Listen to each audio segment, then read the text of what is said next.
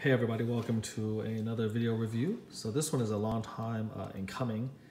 This is of course the bust of Smaug, the dragon from Peter Jackson's The Hobbit. This is created by Weta, which is the company that also was responsible for the special effects and the practical effects for the movie. So this is along the lineage of Lord of the Rings and the collectibles that came from the Lord of the Rings. So the story behind me acquiring this piece, what can I say? So, you know, back when Lord of the Rings was a really hot property, I collected quite a few things from Lord of the Rings. And one of the things I was really proud of is that I have all of the quarter scale busts from the Weta line. And so the thing about Weta in Lord of the Rings is that they put out quite a lot of different lines, you know, back then. And this was a long time ago. This was over 18, 19 years ago. We're talking almost 2 decades. And so the 1/6 scale statues is what they created. They're full size, right? You know, 1/6 scale, but still the whole statue. And they take up a lot of room. And so you can only make so many of those. And they take in a lot of work and that type of thing because all of them are from, again, the people who made the special effects for the Lord of the Rings movies. So there was a lot of gaps in that line. And one of the ways they sort of, you know, worked on to try to fill in those gaps is with the busts. So I think from memory, there's about 60 mini busts. We call these quarter scale busts, mini busts. There's about 60 mini busts in total. And when you own all of them like I do, it really sort of showcases pretty beautifully all of these characters from the Lord of the Rings. And it gives you a very nice sort of breadth of work. Going from main characters to soldiers, elves, and dwarves. It's a pretty comprehensive, in my opinion, collection of characters, you know, from the Lord of the Rings. And so I own all of those. And then when it came time for The Hobbit to come out, they didn't really put out that many busts from The Hobbit. They restarted the mini helm line, but they didn't really do much with the mini busts. And so I kind of wanted to continue completing all of the busts, sort of like the curse of the completionist, right? So at the time, one of the pretty big pieces that they were going to produce was from Smaug, from the Desolation of Smaug. And for any of you who know The Hobbit, you'll know that, you know, the dragon is sort of like a major player in the story. He's the one that, you know, has to be dealt with in order for the dwarves to sort of reclaim their ancestral stronghold and regain their wealth, regain their treasure trove. And so he's a focus of the book and a highlight of the movie to be able to, you know, bring him to life successfully. And so he is like a combination of CGI, of course, and, you know, maybe some practical effects here or there.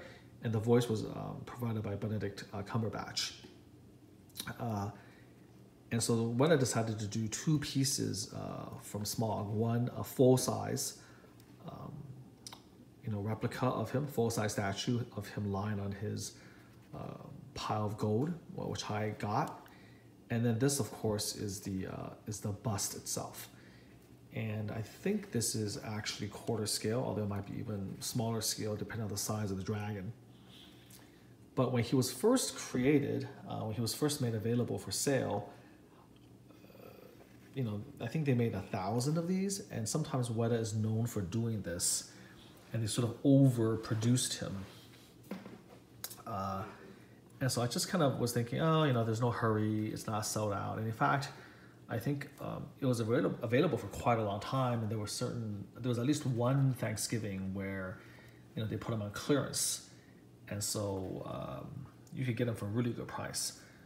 But as with so many things, I kind of lost track of him. I always meant to get him eventually, but I forgot. And then before I knew it, he had been sold out.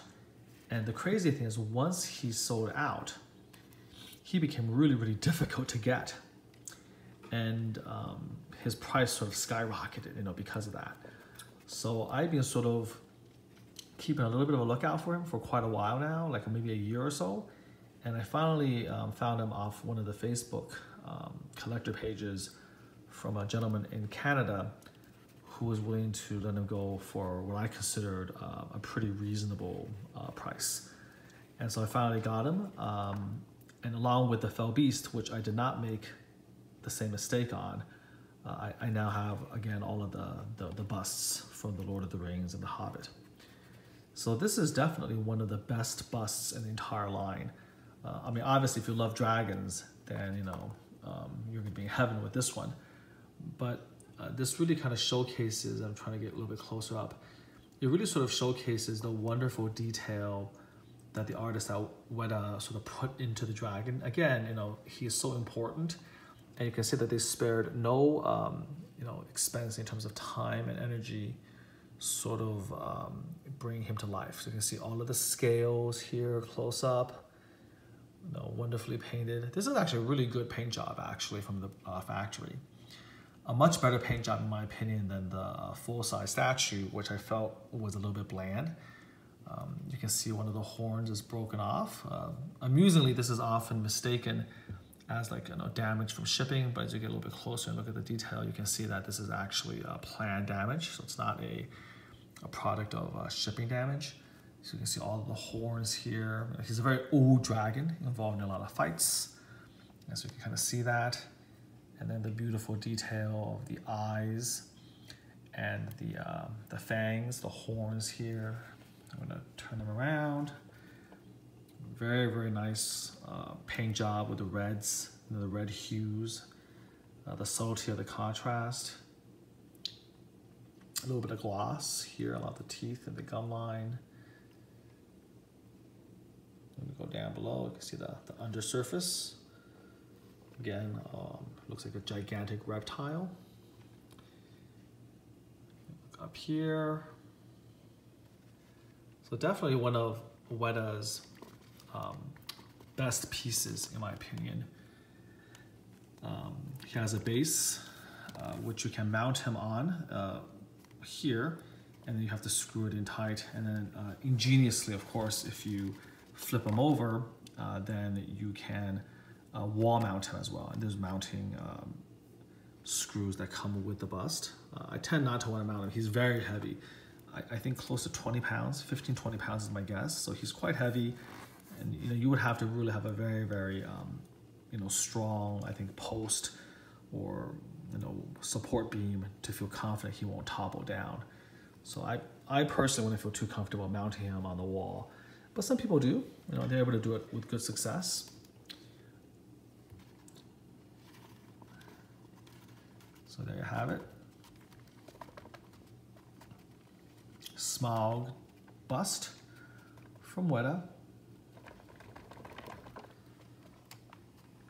Just overall a beautiful piece. Okay, I just love the colorations with the black on the top, the reds on the sides, all the horns. He has a broken horn on each side, as you can see. One here as well. All the scales. Great job on the eyes, the teeth, and the whole 9 yards. So really happy finally to have him in my collection and to know now that my bust line is complete once again. Hope you enjoyed that, and until next time, take care.